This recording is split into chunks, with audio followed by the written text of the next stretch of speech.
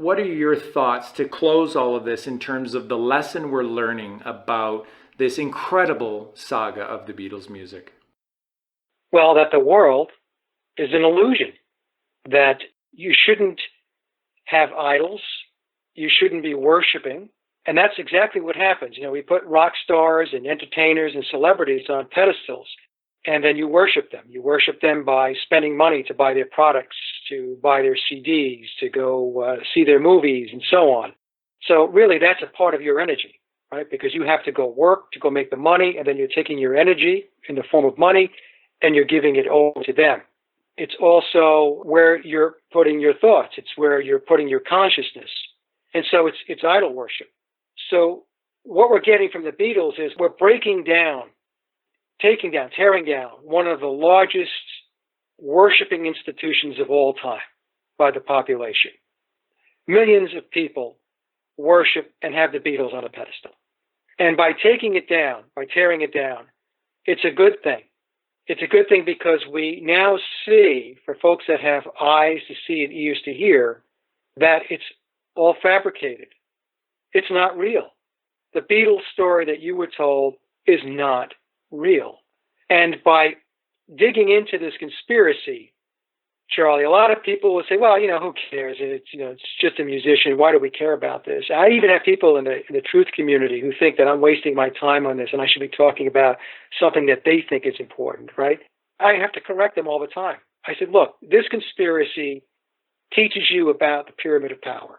It teaches you about Luciferianism. It teaches you about the occult. It teaches you about mysticism. It teaches you about Tavistock. It teaches you about social engineering. It teaches you about magic, Crowley. It teaches you how a massive psychological operation was pulled off from beginning to end. Doubles, lookalikes.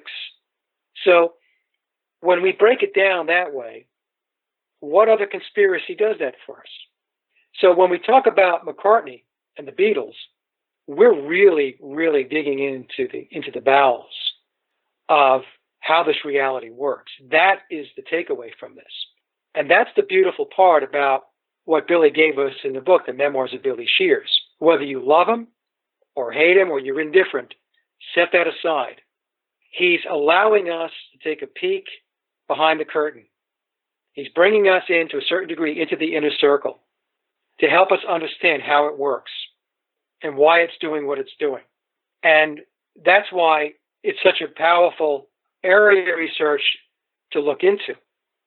But in order to do it, you have to drop the subjectivity. You have to drop your belief systems. And you have to get to the point where you are incredibly objective. Forget about all the stuff you read about the Beatles. Forget about this song, that song. Forget all that stuff.